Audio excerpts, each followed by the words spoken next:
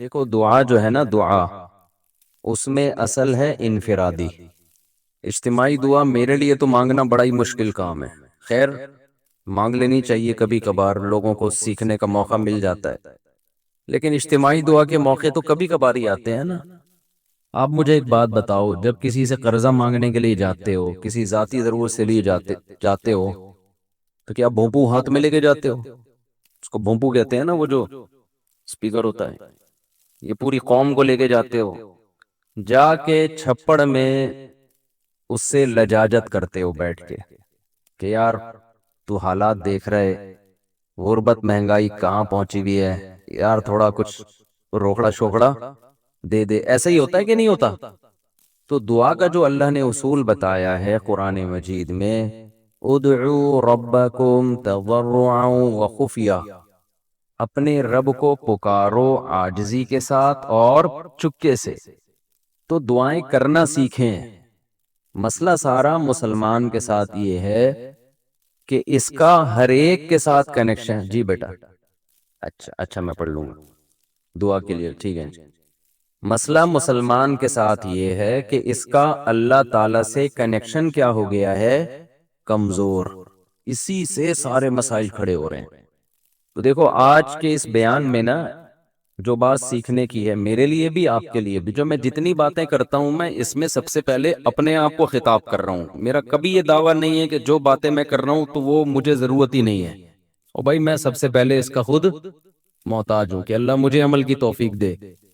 اس لیے میرے یہ بیان نہیں ہوتے، یہ تکرار ہوتی ہے. مل بیٹھ کے کچھ نصیحت کی باتیں شیئر کر لیتے ہیں جو ہم سب بھولے ہوئے ہیں مجھ سمیت. آپ کہہ سکتے ہیں جب مل بیٹھ کے باتیں شیئر کرتے ہیں تو پھر نیچے بیٹھ کے گپ شپ لگائیں، اوپر کیوں بیٹھے ہوئے ہیں؟ تو وہ اس لیے بیٹھا ہوں اوپر کہ نظر آ جاؤں سب کو میں آرام سے. نیچے بیٹھوں گا تو نظر نہیں آؤں گا، اس لیے مجبوری میں اوپر بیٹھا ہوں. میں سمجھتے ہیں اس لیے نہیں بیٹھا کہ میں نصیحت کرنے والا ہوں تو میں کو بہت نیک آدمی ہوں، تو میں چونکہ بڑا آدمی ہوں تو میرا مقام بہت عظیم انسان ہوں میں. عظیم تو قیامت میں پتہ چلے گا بھائی، عظیم کون ہے اور وسیم کون ہے. یہ کب پتہ چلے گا؟ قیامت میں پتہ چلے گا عظیم کون ہے اور وسیم کون ہے. دنیا میں تو کچھ بھی ہو سکتا ہے. تو اس لیے ہمارا سب سے بڑا مسئلہ کیا ہے؟ آج جو ڈپریشن، اسٹریس، بیماریاں، پریشانیاں، ناکامیاں اور ٹینشنیں، ان کی بڑی وجہ یہ ہے کہ ہمارا اللہ سے کنیکشن کیا ہو گیا ہے؟ کمزور. بعض لوگوں کا تو بالکل ہی ختم ہو گیا ہے. اور اللہ نے جو ہمیں عبادتیں دی ہیں نا، تراویح کی عبادت، رمضان کی عبادت، ذکر اذکار کی عبادت، حج کی عبادت، عمرے کی عبادت، دعا کی عبادت، صدقات و خیرات کی عبادت، ان سب کا مقصد اللہ سے تعلق پیدا کرنا ہے. آج سب کچھ ہو رہا ہے مگر اللہ سے تعلق نہیں ہو رہا. یہ بڑا مسئلہ ہے. دیکھو ہمارے ایک دوست تھے، ان کے یہاں اللہ تعالیٰ معاف فرمائے کوئی واقعہ ہوا گھر میں خودکشی کا. بے روزگاری کی وجہ سے کسی نوجوان نے خودکشی کی. اللہ تعالیٰ اس نوجوان کی مغفرت کرے. بہرحال کبیرہ گناہ ہے لیکن دعائیں مغفرت تو کرنی چاہیے. مجھے جب اطلاع ملی میں نے ان کے والدین کو سمجھایا. وہ بہت ٹینشن میں آئے نا ماں باپ، کہ ہم نے بھی تانے دیے تھے اس کو بے روزگاری کے، تو اس کی ٹینشن اس نے زیادہ لے لی ہے. میں نے کہا یہ ٹینشن زیادہ لینے والی بات بالکل غلط.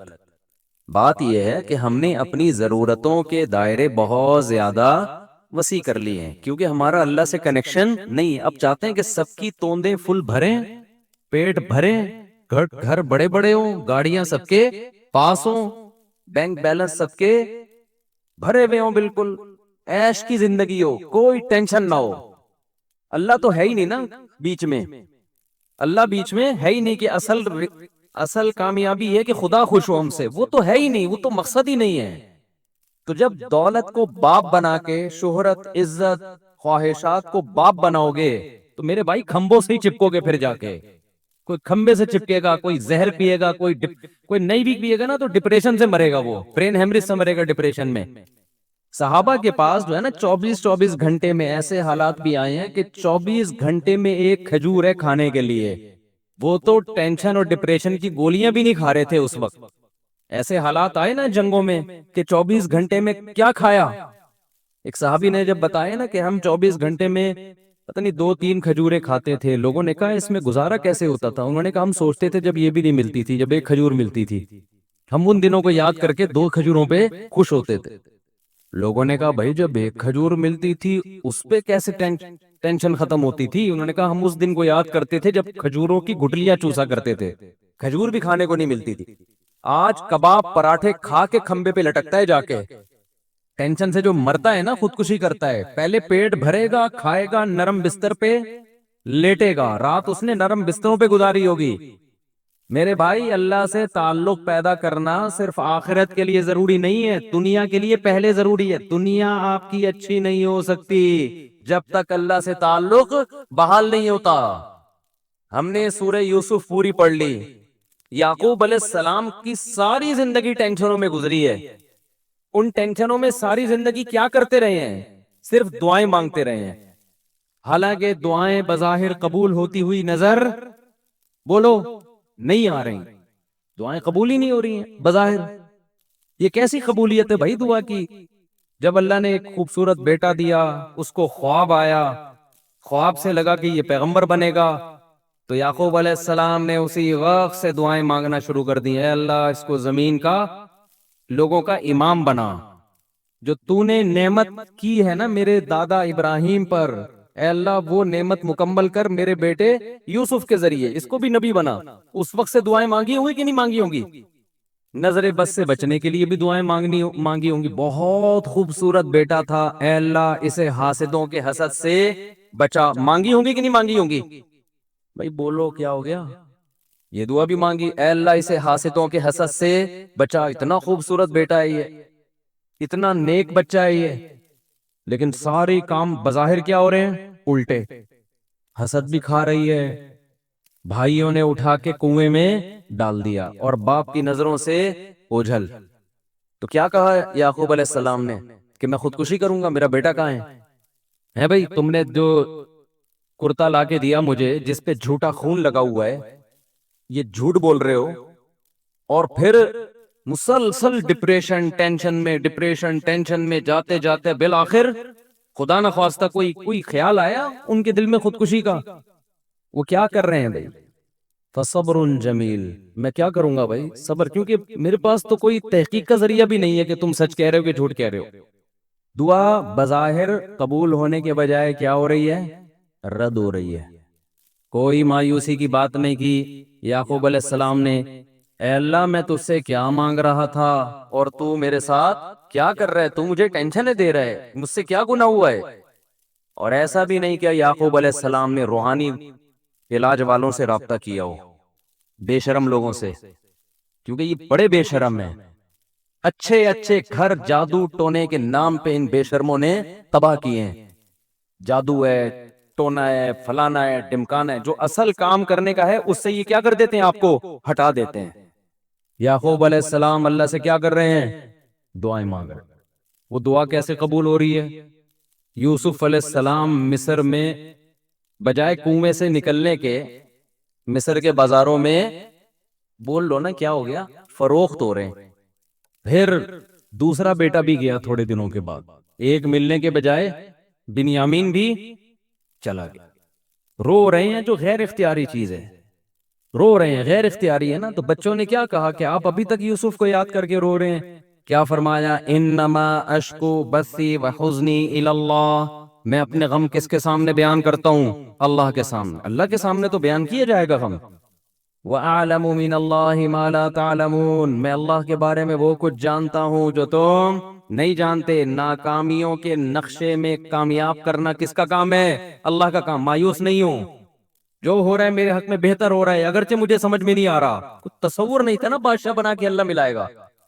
ان کے مسائل خدا کی قسم ہمارے مسائل سے کئی گنا زیادہ تھے. میں مانتا ہوں بے روزگاری ہے, مہنگائی ہے, پھر بھی پراٹھے کھا رہے ہیں لوگ اس مہنگائی میں بھی, پھر بھی زیادہ کھا کے مر رہے ہیں, کم کھا کے نہیں مر رہے لوگ. اور جو کم کھانے والے ہیں, جو واقعی غریب ہیں, ان کے یہ مسائل بھی نہیں ہیں, انہیں صبر آ رہا ہے. زیادہ تر عیش پرست لوگ ہیں جن کو صبر نہیں آتا. تو یہ سارے مسائل کس کی وجہ سے میرے بھائی؟ اللہ سے تعلق نہ ہونے کی وجہ سے. حضرت مولانا اشرف علی تھانوی رحمہ اللہ نے بڑی پیاری بات لکھی. ایک مرید نے نا ان کو لکھ کے دیا کہ مجھ سے گناہ نہیں چھوٹتا، گناہ کرتا ہوں توبہ کرتا ہوں، گناہ کرتا ہوں توبہ چھوٹ نہیں رہا، حضرت توبہ کر کر کے تھک گیا۔ انہوں نے فرمایا کرتے رہو، اس توبہ کی وجہ سے تعلق تو بحال ہے نا اللہ کا، چلو محبت کا تعلق نہیں، معذرت کا تعلق تو ہے، ایکسکیوز کا تعلق تو ہے۔ نہیں آئی میرا خیال ہے بات سمجھ میں؟ ایک تعلق ہوتا ہے اطاعت کا تعلق، فرما برداری کا تعلق، اصل تو یہ تعلق ہے کہ آپ اللہ کے فرما بردار بن کے رہیں، اور ایک تعلق ہوتا ہے فرما بردار نہیں ہے لیکن معذرت کر رہے بار بار، تعلق تو ہے نا، اور ایک ہے کہ تعلق ہی نہیں ہے، نہ اطاعت کر رہا ہے نہ اللہ سے معافیا مانگ رہے۔ آج مسلمان کا بہت بڑا مسئلہ کیا ہے کہ اللہ کو اس نے اپنی ڈکشنری سے نکالا، اب چند رسومات میں تو اللہ رہ گیا ہے، چند رسومات میں، لیکن ایسا مضبوط تعلق نہیں ہے کہ یہ اللہ آپ کو ڈپریشن سے نجات دے دے، یہ اللہ آپ کی ٹینشنیں دور کر۔ دیکھو جب آپ ٹینشن میں ہوتے، کوئی محبوب دوست مل کے آپ کے ساتھ ٹینشن شیئر کر لے تو آپ کو خوشی ہوتی ہے نا، آپ کہتے ہیں یار تمہاری وجہ سے میرا غم کیا ہو گیا ہے، ہلکا ہو گیا ہے۔ تو اللہ کی وجہ سے غم ہلکا کیوں نہیں ہو رہا؟ اس کا مطلب اللہ دوست ہی نہیں ہے، تعلق ہی نہیں ہے اللہ سے۔ تو خوب سمجھ لو رمضان اللہ نے کیوں دیا؟ اللہ سے تعلق پیدا کرنے کے لیے۔ جتنی عبادتیں بھائی تم اللہ سے کوئی دوستی لگاؤ، راز و نیاز کیا کرو اللہ تعالیٰ سے، تو اللہ سے جو دوستی ہے نا اور تعلق ہے، اس میں سب سے زیادہ پاورفل چیز کیا ہے؟ وہ ہے دعا۔ آج میں نے دیکھا ہے لوگ نماز پڑھ لیتے ہیں کسی نہ کسی درجے میں، تلاوت کر لیتے ہیں کسی نہ کسی درجے میں، صدقات و خیرات بھی ٹوٹے ویسے تو نہیں ہو رہے جیسے ہونے چاہیے، لیکن چلو ٹوٹے پھوٹے صدقات و خیرات بھی ہو جاتے ہیں، عمرہ بھی کر لیتے ہیں پیسہ اللہ دے دے، حج بھی کر لیتے ہیں، اللہ سے مانگنے کا شوق ختم، بس ایک فارمیلٹی پوری ہوتی ہے اجتماعی دعاؤں میں، اجتماعی دعائیں ہوتی ہیں نا، اس میں آ رہے ہیں، اب تو بینر بھی لگ رہے ہوتے ہیں ہمارے ہاں، رو رو کے دعائیں مانگی جائیں گی، یہ بھی ایک انٹرٹینمنٹ کا ذریعہ بن گئی یہ چیز۔ میں کسی کی نیت پہ شبہ نہیں کر رہا، ٹی وی میں پروگرام دیکھ لو پہلے، کئی اب پتہ نہیں آ رہے ہیں کہ نہیں آ رہے، باقاعدہ ٹھیے لگ رہے ہیں، ٹھیک ہے نا، اور پورا ایک انٹرٹینمنٹ ہو رہی، پورے سال خدا کے سامنے کبھی آنسو بہانے کا موقع کی توفیق نہیں ہوتی، گڑ گڑانے کی توفیق نہیں ہوتی، بہت بڑی دل کے اجڑنے کی دلیل ہے۔ تو جتنے یہاں پر لوگ بیان سننے آئے ہوئے ہیں، اعتکاف میں آئے ہوئے ہیں، نیت کریں کہ اس دل جس میں وحشت پیدا ہو چکی ہے اللہ سے، دل کی اس وحشت کو ختم کرنا ہے۔ میں جب حضرت مفتی رشید احمد صاحب رحمہ اللہ سے بیعت ہونے کے لیے گیا تو حضرت نے ہمیں کچھ معمولات بتائے، وہ معمولات آپ نے نہیں کرنے ہیں، آپ کہیں وہ کون سے معمولات ہیں، وہ میں بھی بتاتا ہوں، لیکن وہ آپ کے کرنے کے نہیں ہے، اس کی وجہ بھی بتاؤں گا کیوں نہیں ہے۔ تو حضرت نے فرمایا کہ رات کو کسی بھی وقت قبلہ رخ ہو کے بیٹھ جایا کریں، جیسے بیٹھنا سہولت سے ممکن ہو، یعنی جس پوزیشن میں بیٹھنے میں سہولت۔ پھر کیا کرنا ہے؟ 10 دفعہ درود شریف پڑھنا ہے نبی صلی اللہ علیہ وسلم کے احسانات کو سوچ کے، پھر 10 دفعہ استغفار پڑھنا ہے اپنے گناہوں کو یاد کر کے، اور پھر ایک مراقبہ کرنا ہے۔ مراقبہ کیا؟ کہ اگر آپ کسی جگہ خوبصورت باغیچہ لگانا چاہتے ہیں، خوبصورت پھول لگانا چاہتے ہیں، پھلدار درخت لگانا چاہتے ہیں، تو پہلے وہاں سے جھاڑیاں صاف کرنی پڑیں گی کہ نہیں کرنی پڑیں گی؟ بولو نا۔ خواتین خوب غور سے بیان سنیں، آج کل خواتین میں بھی گھروں میں معمولات کا رواج ختم، موبائل آ گیا ہے ہاتھ میں۔ ہم اپنی دادیوں نانیوں کو دیکھتے تھے، مصلے سے محبت تھی ان کو۔ آج ہم عصر کے بعد نا بات کر رہے تھے کہ فٹنس، فزیکل فٹنس کی نا، مجھ سے اکثر لوگ آگے پوچھتے ہیں نا آپ اتنے باریک کیوں ہیں، ٹھیک ہے، تو میں تو کوئی خاص کوئی نہ کوئی بہت زیادہ ایکسرسائز ہیں، پراٹھے پڑتا رہتا ہوں۔ تو میں بتا رہا تھا کہ پہلے زمانے کے لوگ تو کوئی ٹریننگ نہیں تھی، کوئی فزیکل فٹنس کی چیزیں نہیں تھی، پھر بھی فٹ تھے۔ تو مجھے اپنی دادی یاد آ رہی تھی۔ اب آج خواتین واکنگ بھی کرتی ہیں، جاگنگ بھی کرتی ہیں، جم بھی جا رہی ہیں، میں اس کے خلاف نہیں ہوں، پردے کے ساتھ کیا جا سکتا ہے، کیونکہ گھر میں اور تو کچھ ہو نہیں رہا، تو پھر تو کھا بڑی سپیڈ سے رہی ہیں، تو پھر وہی ہوگا نا جو مردوں کے ساتھ ہو رہا ہے، جو عورتوں کے ساتھ ہو رہا ہے، پٹ پٹا کے دھماکے کے ساتھ اطلاع آ جاتی ہے، ایک دن آج یہ دنیا سے چلے گئے۔ لیکن ہم جب پرانی عورتوں کو دیکھتے ہیں، اپنی دادیوں نانیوں کو، تو انہوں نے تو ایک ایک تخت پہ پوری پوری عمریں گزار دی۔ میں اپنی دادی کو، میں نے میرا خیال ہے 20 سال دیکھا ہے، 20 سال اپنی دادی کے ساتھ گزارے، تو 20 سال سے میں ان کو تخت پہ ہی دیکھ رہا تھا. ایک تخت تھا، شاید ان کو جہیز میں 1903 میں ملا ہو کہیں، یا 1904-05 میں کہیں جا کے ملا ہو. اس کے اوپر ایک چادر تھی، اس کے اوپر ایک دری تھی، اس کے اوپر ایک اور چادر تھی، اس کے اوپر ایک اور دری تھی. ایک دری کے نیچے کیلا رکھا ہوا ہوتا تھا، دوسری دری کے نیچے کوئی پیسے ویسے رکھے ہوئے ہوتے تھے. ان کے مختلف چیزیں تھی. پان بھی کھاتی تھی. وہ تھا سروتا ہوتا تھا نا، تو یہ لفظ ڈکشنری سے غائب ہو رہے ہیں. سروتا نہیں ہوتا وہ جو کاٹنے والا، پھر چھوٹا سا پان ہوتا تھا، تمباکو لگایا اور رکھ لیا. اسی تخت پہ میں نے ان کو دیکھا. 20 سال انہیں گزارے، اور 85-90 سال کی عمر میں ان کا انتقال ہوا ہے. نہ کوئی واکنگ تھی، نہ کوئی جاگنگ تھی، نماز، تسبیحات، تھوڑا بہت غیبتوں میں ٹائم گزرتا تھا. اللہ معاف فرمائے، وہ غلط تھا. زیادہ ٹائم کس میں گزرتا تھا؟ نماز میں. روزے رکھتی تھیں شوال کے، رمضان میں کئی قرآن ختم ہو جاتے تھے، حالانکہ نظر کمزور ہو گئی تھی، اتنے موٹے موٹے چشمے لگا کے قرآن پڑھے جا رہے ہیں. میں حیران ہوں، آج کل عمریں کتنی چھوٹی ہو گئی ہیں. بات کیا ہے بھائی؟ کسی نہ کسی درجے میں اللہ سے تعلق تھا. ٹینشنیں نہیں تھی، ڈپریشن نہیں تھی جو یہ ہے. ان کی ڈپریشنیں اللہ سے دعائیں مانگ کے ختم. انہوں نے بہت سارے غم بھی دیکھے، جوان موتیں دیکھی ہیں. مجھے دادی نے بتایا کرتی، پتہ نہیں کتنے میرے بچے پیدا ہو کے فوت ہوئے ہیں. آج عورت کا ایک بچہ فوت ہو جائے نا، اتنا شور شرابہ، اتنا رونا پیٹنا چیخنا کہ شوہر کا دل کرتا ہے کہ وہ بھی فوت ہو جائے. اتنی ٹینشن ہوتی ہے اس کو. غموں کا برداشت کرنا اور برداشت کرنے کی طاقت اور قوت ختم، کیونکہ اللہ سے تعلق کیا ہو گیا ہے؟ ختم. پہلے بڑے آرام سے ایک جملہ، بھائی ما قدر اللہ، یہ دیا، یہ اولاد دی اللہ نے، لینے والا کون ہے؟ وہ بھی اللہ، اس کی مرضی لے لی. تھوڑا بہت روئے، اس کے بعد نارمل.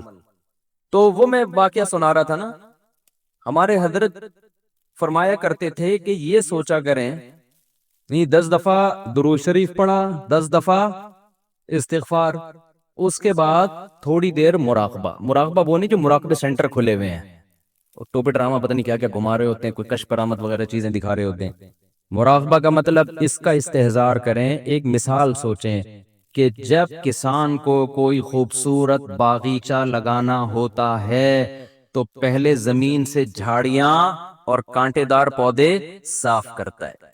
ایسا ہی نہیں لا کے کاشتکاری کر دی جاتی اچھی چیزوں کے لیے. جھاڑیاں اور خاردار پودے لگانے کے لیے ٹریکٹر چلانے کی ضرورت نہیں ہے، وہ خود بخود اگ جاتے ہیں. سیب، انار، انگور، ناشپاتی، گندم، چاول، یہ چیزیں لگانے کے لیے کیا چاہیے؟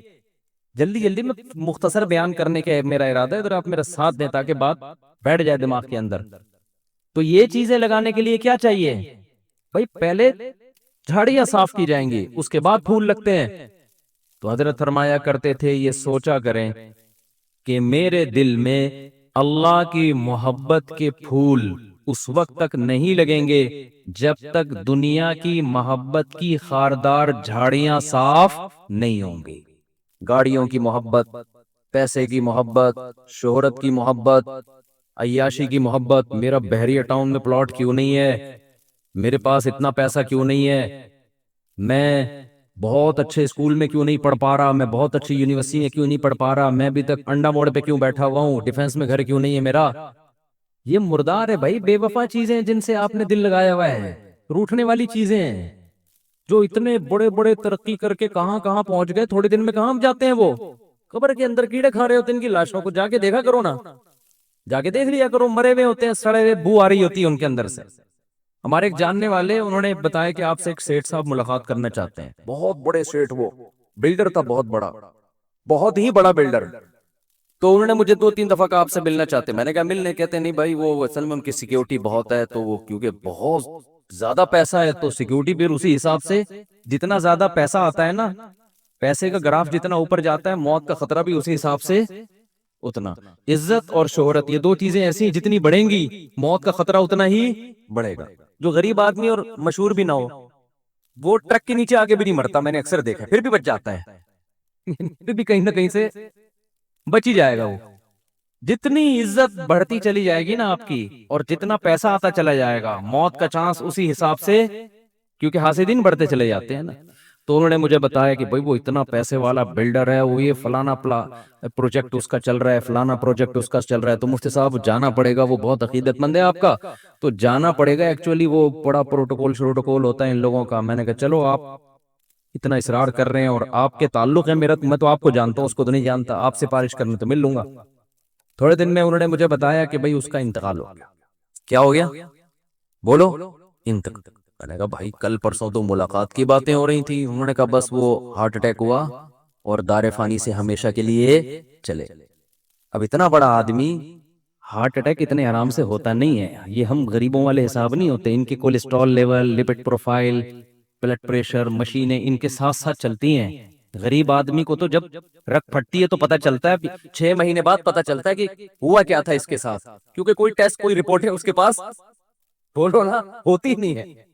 گٹکے کھا کھا کے منہ کے کینسر کو بھی چلاتے رہتے ہیں کئی سال تک. یہ گٹکے بھی غیر معیاری ہیں نا ان کے.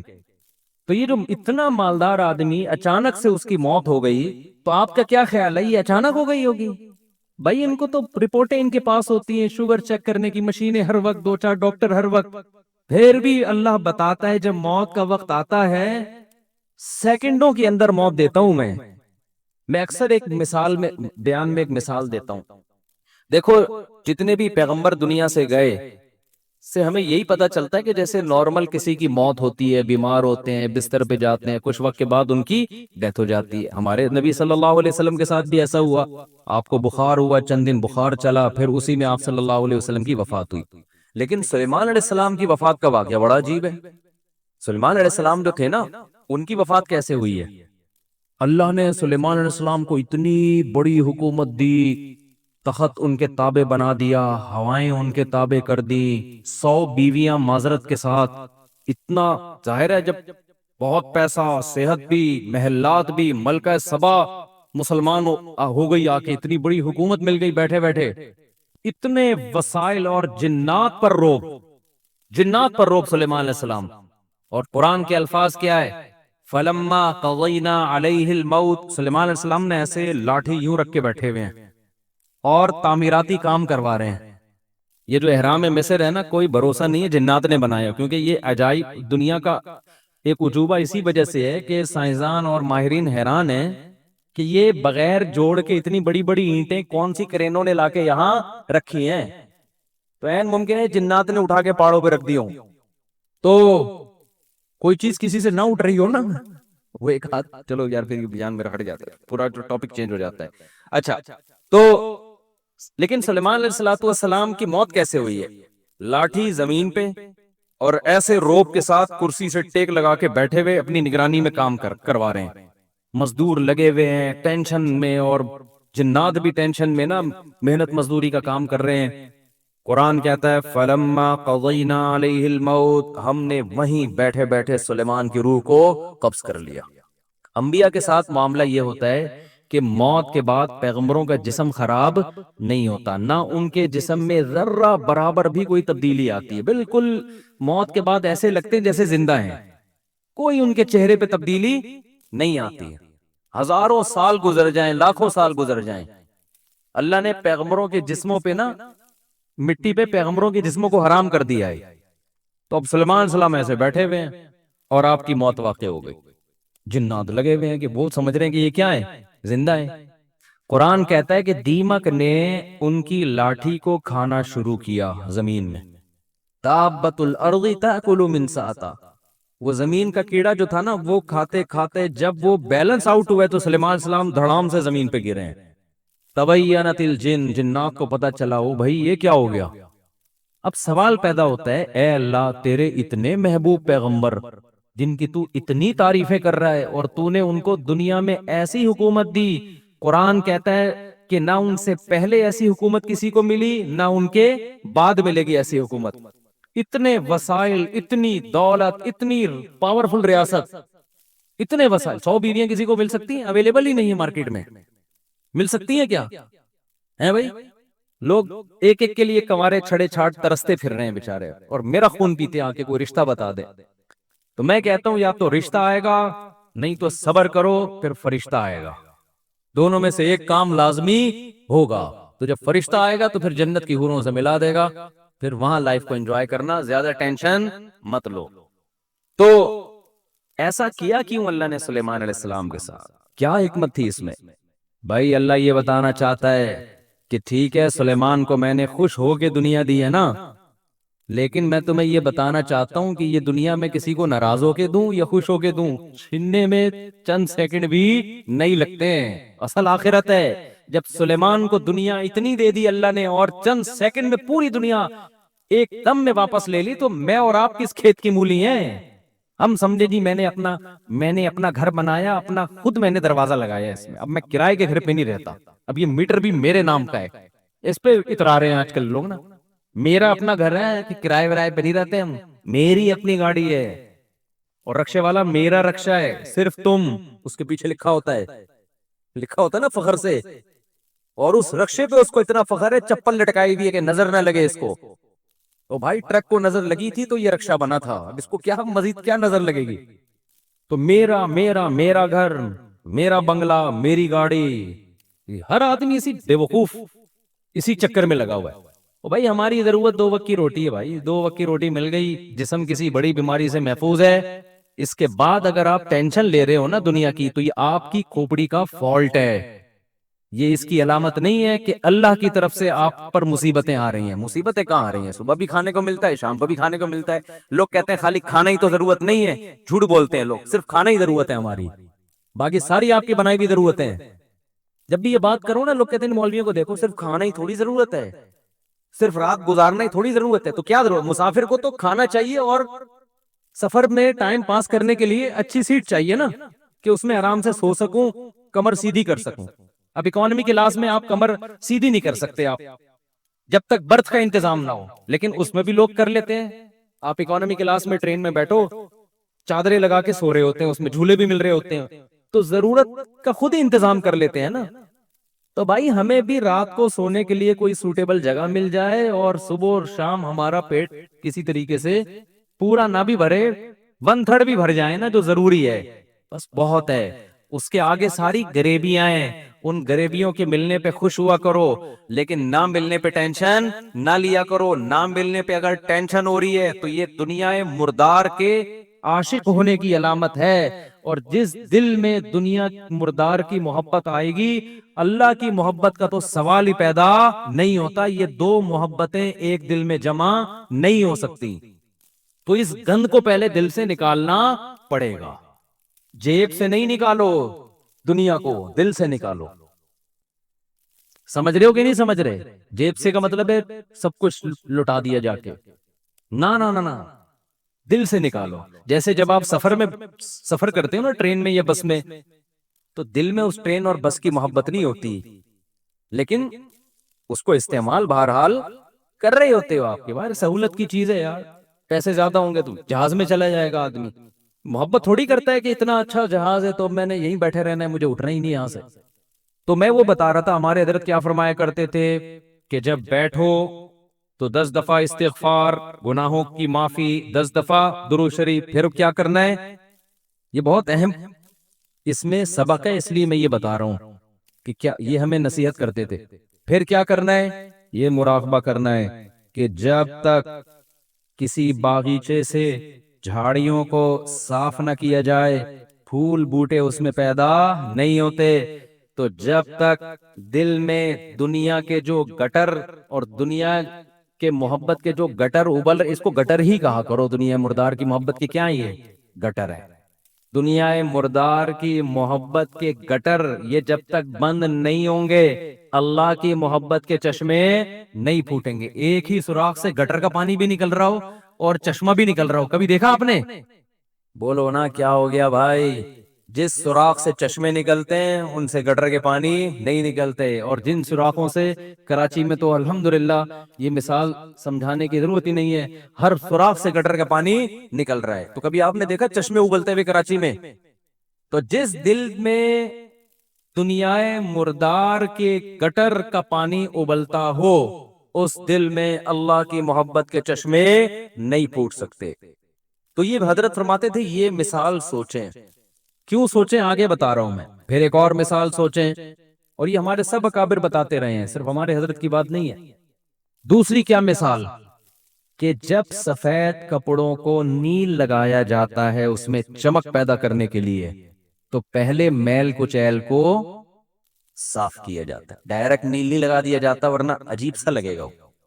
پہلے اس کا میل اتارا جاتا ہے، اس کے بعد اس میں برائٹنس پیدا کرنے کے لیے، اٹریکشن پیدا کرنے کے لیے، اس گند اور میل کچیل کو دور کرنے کے بعد پھر اس کو نیل کے پانی میں ڈبویا جاتا ہے، پھر کیسا اجلا اجلا اور چمکتا ہوا نظر آتا ہے وہ۔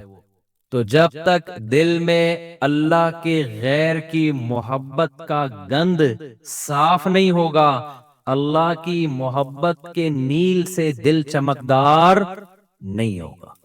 یہاں تک کھوپڑی شریف میں بات آ گئی ہوگی میرا خیال ہے۔ پھر حضرت فرماتے تھے پھر اس کے بعد کیا کرنا ہے؟ ابھی تو یہ سوچنا ہے نا، سوچنے کے بعد کیا کرنا ہے؟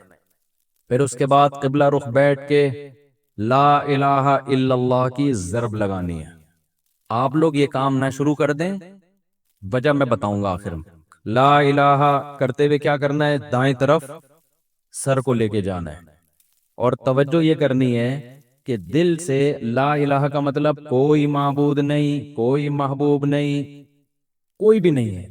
دل سے کیا کرنا ہے؟ سب کو نکال کے باہر الا اللہ، پھر واپس گردن کو لانا ہے اور دل پہ چوٹ مارنی ہے، کس کی؟ الا اللہ، لا الہ الا اللہ، لا الہ الا اللہ، کوئی نہیں ہے، صرف کون ہے؟ اللہ۔ تو اس کوئی نہیں میں نا یہ سارا گند نکالنا ہے۔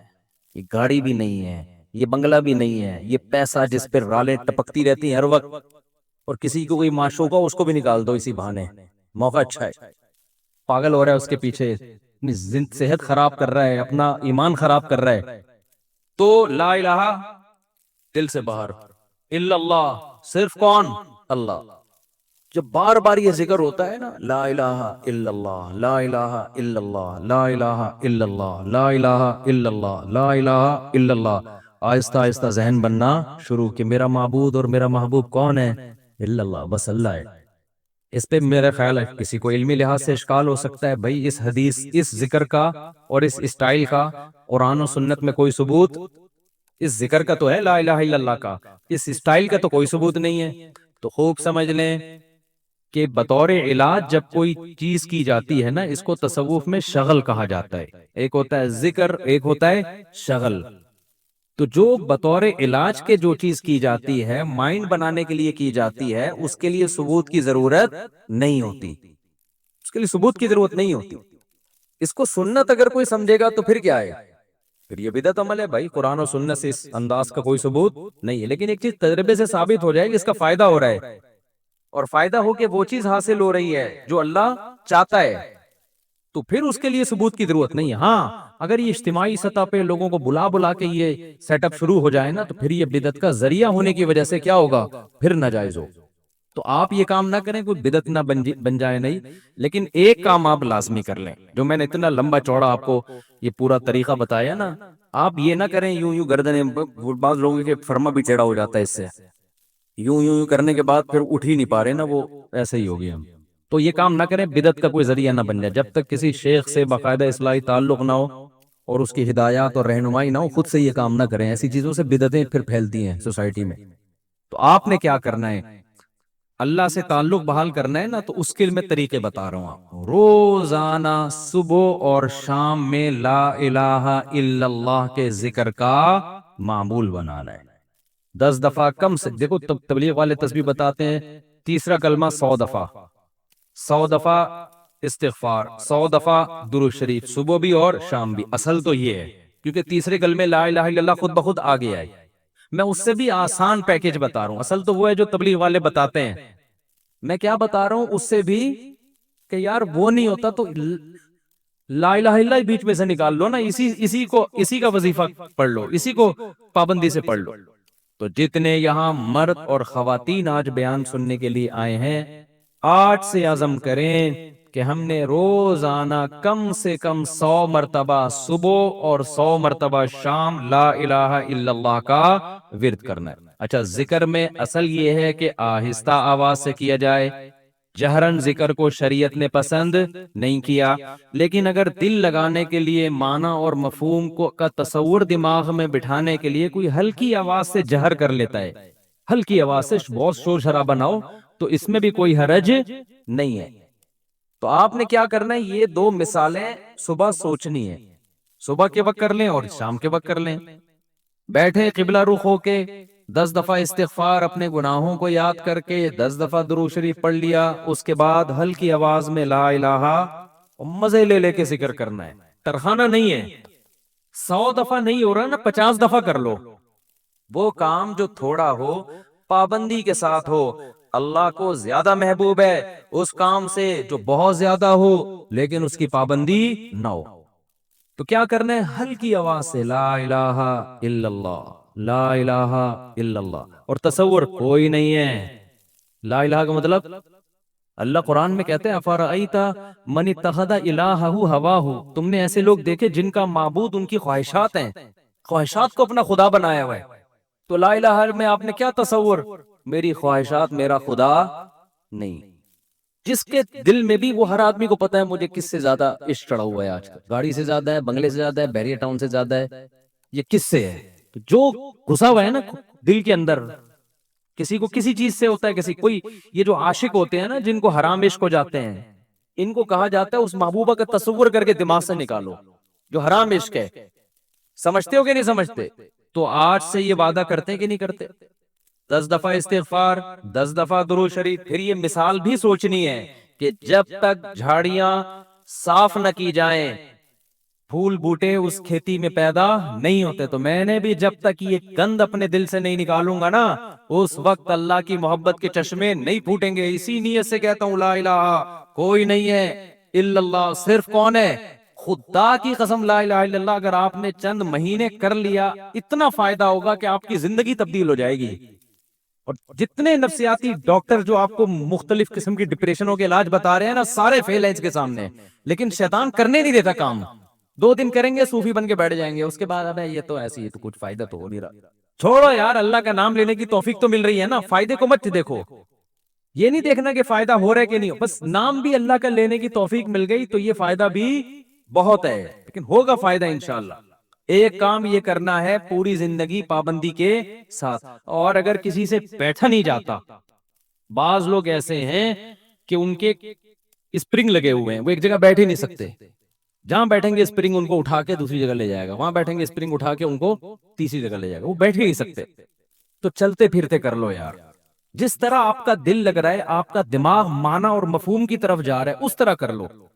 سمجھتے ہو کہ نہیں سمجھتے؟ نہیں بیٹھا جا رہا، چلتے ہوئے کر لو، ڈرائیونگ کے دوران کر لو، لیکن ترجمہ اور مفہوم سوچ کے یہ ذکر کرنا ہے. سمجھتے ہو؟ دوسرا کام، اللہ سے تعلق بحال کرنے کے لیے روزانہ ایک ٹائم دعا مانگنے کا معمول بناؤ. اللہ سے گڑ گڑا کے دعا مانگا کرو، دل لگے یا نہ لگے. باتیں کرنا سیکھو. لوگ کہتے ہیں ہمارے پاس الفاظ ہی نہیں ہوتے دعا کے، آ جائیں گے آہستہ آہستہ. جب کرتے رہو گے نا، الفاظ بھی اللہ سکھا دے. آدم علیہ السلام نے جب توبہ کی ہے، قرآن سے پتہ چلتا ان کے پاس الفاظ نہیں تھے کہ اللہ سے کیسے توبہ کروں. میں پریشان تھے، توبہ کے الفاظ نہیں تھے. قرآن کہتا ہے فَتَلَقَّى آدَمُ مِن رَبِّهِ، رب نے آدم کو سکھائے الفاظ کہ یہ الفاظ سے دعا مانگو. تو جب آپ اللہ کے سامنے گڑ گڑاؤ گے تو انشاءاللہ اللہ آپ کو الفاظ بھی سکھاتا رہے گا. دعا ہی میں ایک اور کام کرو. ایک کتاب آتی ہے مناجات مقبولہ. کیا نام ہے کتاب کا؟ مولانا اشرف علی تھانوی رحمہ اللہ تعالی نے قرآن اور سنت میں صحیح احادیث میں جتنی دعائیں ہیں ان تمام دعاؤں کو ایک چھوٹے سے کتابچے میں جمع کر لیا ہے. یہاں تک بات کلیئر ہو گئی؟ پھر کیا کیا ہے، اب ساری دعائیں روزانہ مانگنا تو بڑا مشکل ہے، تو بہت ساری دعائیں ہیں. تو انہوں نے ان ساری دعاؤں کو 7 حصوں میں ہفتے کے 7 دنوں میں ڈیوائیڈ کر دیا ہے. اس سے وہ پڑھنا کیا ہو گئی ہیں؟ آسان. پھر لکھ دیا ہے ہفتے کی دعائیں، اتوار کی دعائیں، پیر کی دعائیں، منگل کی دعائیں، بدھ کی دعائیں، جمعرات کی دعائیں، جمعے کی دعائیں. تو جہاں جمعے کی دعا اسٹاپ ہو رہی ہے وہیں اسٹاپ کر دو، کیونکہ اب جو مناجات مقبولہ مل رہی ہے اس میں پھر لوگوں نے اپنی غریبیاں بھی بہت آگے لگا دی ہیں. تو آپ نے یہاں، میرا خیال ہے میں نے ساتھیوں سے کہا تھا رکھوائیں مناجات مقبولہ. یہ کوئی بزنس نہیں ہے، پتہ چلا مفتی صاحب منجن بیچنے اپنی کتابیں بیچ بغیر پروفٹ کے. یہاں میرا خیال ہے مل جائیں گے. تو میں نے بولا تھا سب کے لیے لے کر آؤ. بس یہ تو اللہ ان سب کو ہدایت دے. کل سے میں چیخ رہا ہوں کہ لوگ زیادہ ہوں گے، مناجات مقبولہ بہت زیادہ تعداد میں ہونی چاہیے تاکہ سب لوگ خریدیں. جی چلیں آپ یہاں 150 ہوں گے اعتکاف والوں کے لیے، لیکن کسی کو فری پھوکٹ میں نہیں دینا ہے. فری والا کام ہمیشہ اس کا کوئی فائدہ نہیں ہوتا، پیسے خرچ کر کے لینی ہے اور کوئی پروفٹ نہیں ہے. تو باقی لوگ بنوری ٹاؤن سے بھی ملتی ہے، ہر جگہ سے مل جاتی ہے، ٹھیک ہے نا. وہ کتاب خواتین بھی رکھیں، مرد حضرات بھی گھر میں رکھیں. اس سے فائدہ کیا ہوگا؟ ویسے الگ سے بھی دعا ہاتھ اٹھا کے اخپل طریقے سے مانگیں، رٹے رٹے الفاظ نہ ہو، آپ کے اپنے الفاظ ہوں. اور دوسرا، اس دعا کو بھی روزانہ پڑھنے کا معمول بنائے. اس سے فائدہ کیا ہوگا؟ اس میں قرآن و سنت کی جتنی دعائیں، پیغمبروں کی دعائیں ہیں، اللہ نے جو دعائیں ہمیں خود سکھائی ہیں، وہ ساری ایک ہفتے میں آپ مانگ لو گے. تو یہ کوئی کم فضیلت ہے؟ بہت بڑی فضیلت ہے. اور پھر ایک اور خاندانی فائدہ ہوگا، جب آپ وہ پابندی سے پڑھنے کا معمول بناؤ گے نا، تو 6-7 مہینے، سال کے بعد جا کے وہ ساری دعائیں آپ کو یاد ہونا شروع ہو جائیں. ایک وقت آئے گا آپ کے سینے میں دعاؤں کا بہت بڑا ذخیرہ ہوگا. تو معمول بناؤ گے کہ نہیں بناؤ گے؟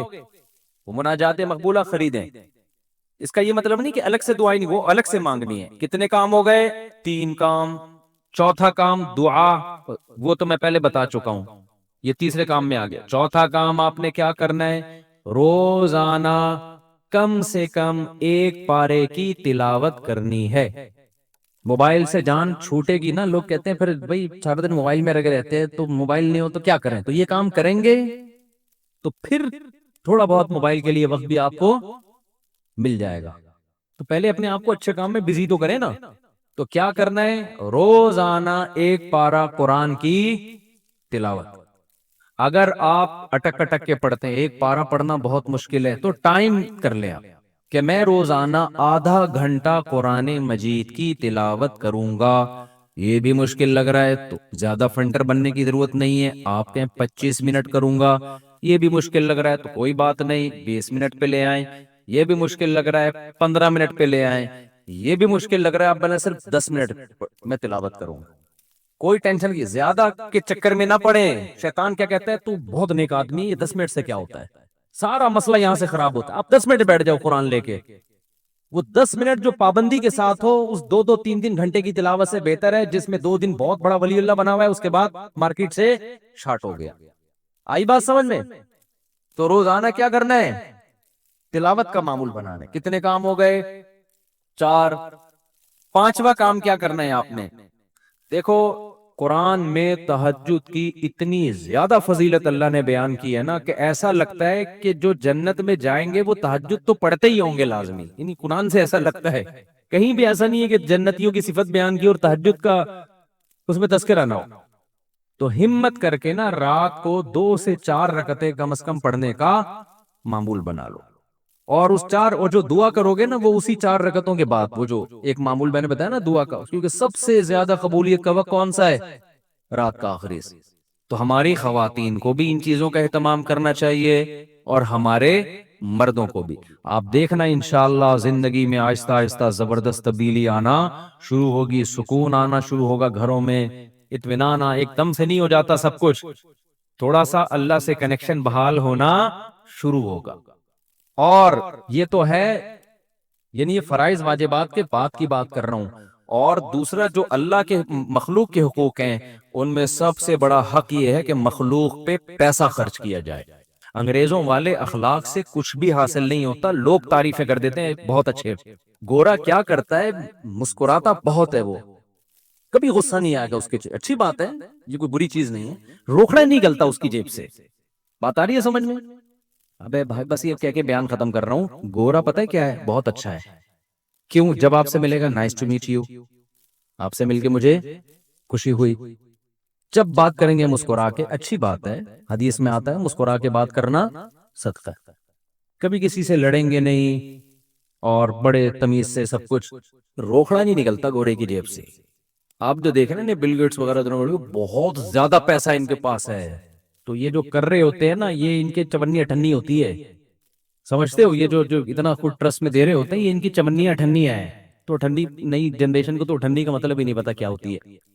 نئی جنریشن جو ہے نا کچھ دنوں میں کہے گی کہ ہمارے ابا نا ابے تو غریب آدمی، صرف 5,000 کا نوٹ تجھے جیب خرچی میں ملتا ہے، تجھے شرم نہیں آتی؟ یہ 5,000 کی یہ ویلیو ہونے والی ہے ابھی تھوڑے دنوں میں. تو خیر، اللہ تعالیٰ نے ہمیں حکم دیا ہے وفی اموالہم حق للسائل والمحروم، ان کے مالوں میں جو ضرورت مند لوگ ہیں ان کا حق ہے. ایسے صدقات و خیرات کیا کرو جیسے گورا ٹائم پہ ٹیکس دیتا ہے. ان کے یہاں ٹیکس کی بڑی ویلیو ہے، اچھا شہری ہے، ٹیکس میں ڈنڈی نہیں مارتا.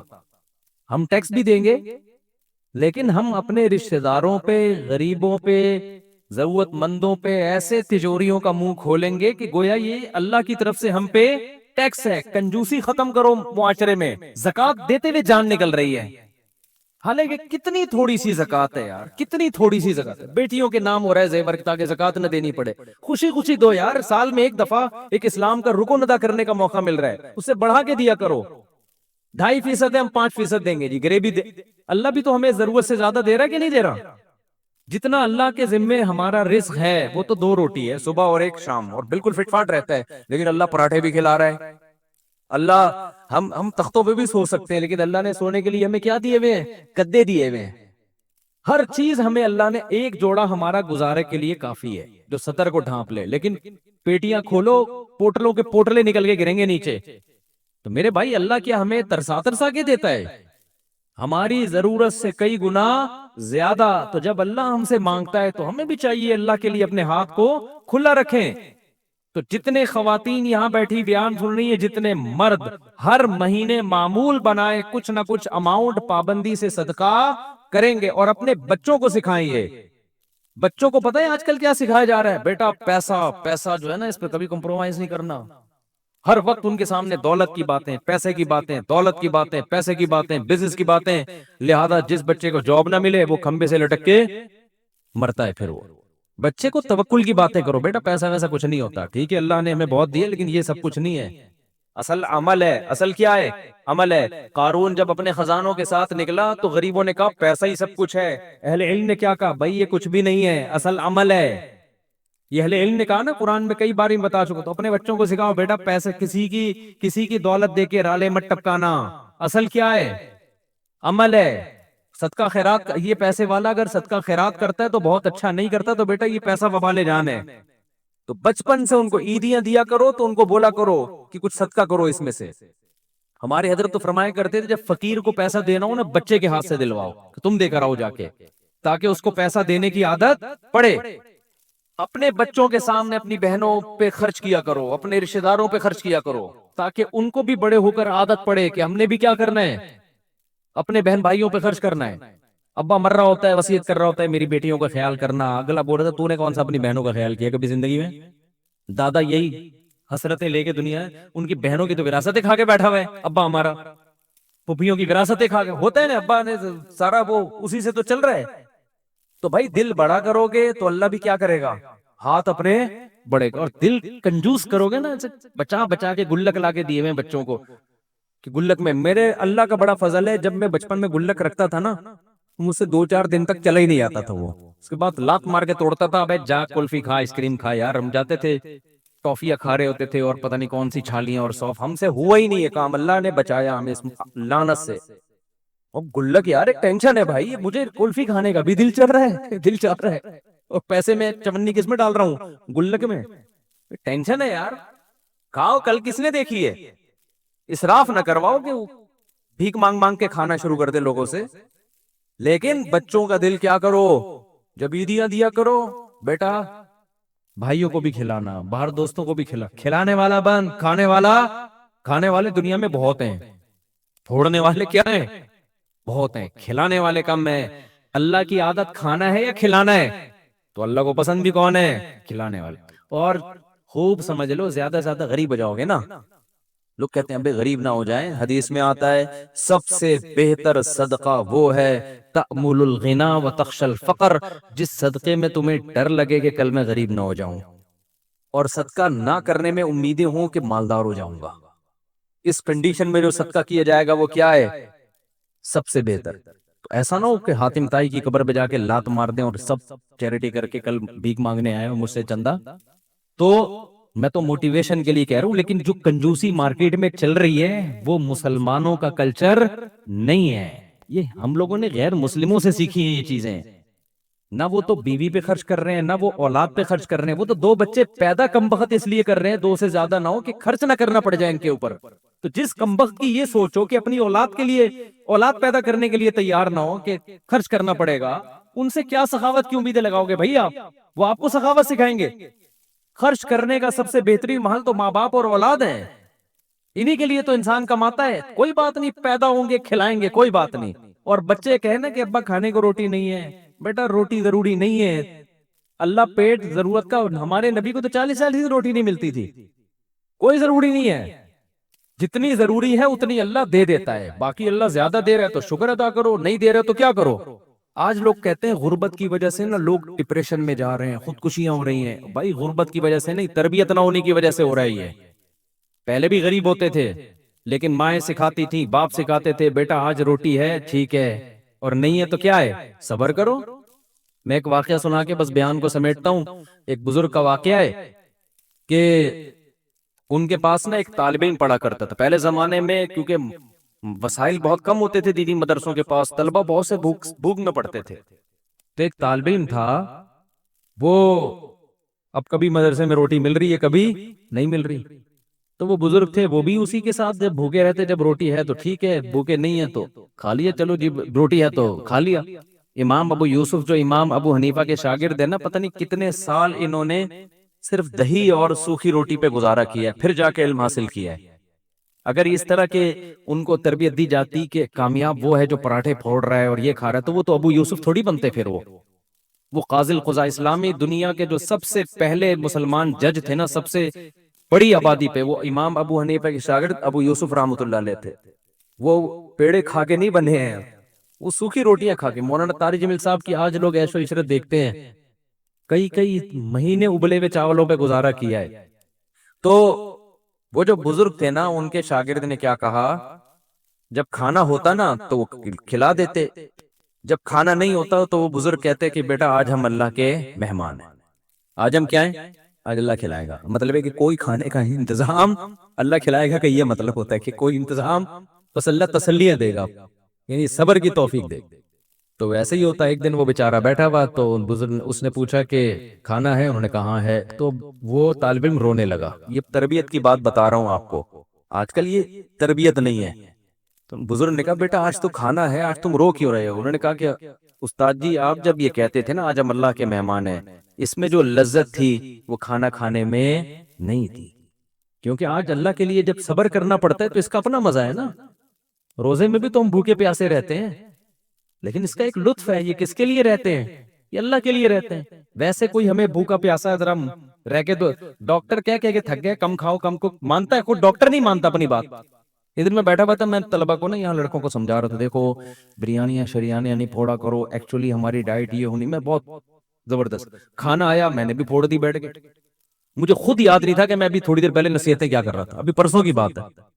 تو یہ مجھے کہنے لگے آپ تو سمجھا رہے تھے یہ کھاؤ. میں نے کہا بے بھائی اس تقریر کو الگ رکھ، کھانے کے بعد دوبارہ ہم اس پہ ڈسکس کریں، ابھی بھوک لگ رہی ہے پھوڑنے تھے.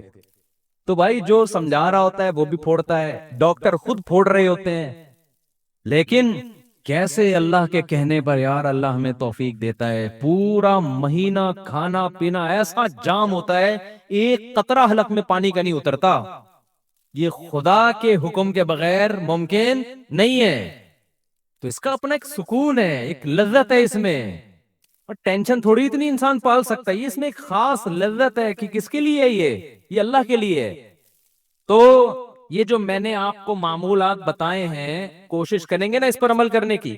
صدقہ بھی کرنا ہے، خیرات بھی کرنا ہے، اور خواتین نے بھی خیرات کرنا ہے. نبی صلی اللہ علیہ وسلم نے خواتین کو الگ سے حکم دیا کہ تم صدقات و خیرات کی کرو اور اس آگ سے بچو جس سے بچنے کا اللہ نے حکم دیا. اب خواتین کہیں گی ہم کہاں سے صدقہ خیرات کا معمول بنائیں؟ بھائی آپ صدقہ خیرات کا ایسے معمول بنائیں کہ اگر کوئی پاکٹ منی شوہر کی طرف سے ملتی ہے اس کو تھوڑا بچا لیا کریں کہ بھائی اتنا میرا ہے، باقی کیا کرنا ہے. یا اگر کوئی سورس آف انکم ہے اس میں سے کچھ خاص کر لیں. یا یہ بھی نہیں ہے، کچھ بھی نہیں مل رہا، تو نبی صلی اللہ علیہ وسلم نے فرمایا جو عورت شوہر کے پیسے صدقہ کرے شوہر کی اجازت سے، اپنے پاس صدقے کے لیے کچھ بھی نہیں ہے، شوہر سے یہ کہے کہ میں نے فلاں کو صدقہ کرنا ہے، میرے پاس پیسے نہیں ہے آپ مجھے اتنے پیسے دے دو تاکہ مجھے صدقے کا ثواب مل جائے. شوہر انسان کا بچہ تھا اتفاق سے, اس نے بھی کچھ پیسے نکال کے بیگم کو دے دیے کہ چل بھائی تیرے پاس نہیں ہے تو میں تجھے دے دیتا ہوں. تو نبی نے فرمایا کہ شوہر کو بھی مکمل ثواب ملے گا صدقے کا اور عورت کو بھی مکمل, حالانکہ پیسہ عورت کا خرچ نہیں ہو رہا ہے. سمجھتے ہو کہ نہیں سمجھتے ہو؟ تو اس لیے بھائی اس صدقات و خیرات کا معمول بناؤ, اس کی عادت ڈالو. یہ چند معمولات ہیں جو ہم نے پورے سال پابندی سے کرنے. اللہ تعالیٰ سمجھنے کی, عمل کی توفیق عطا فرمائے.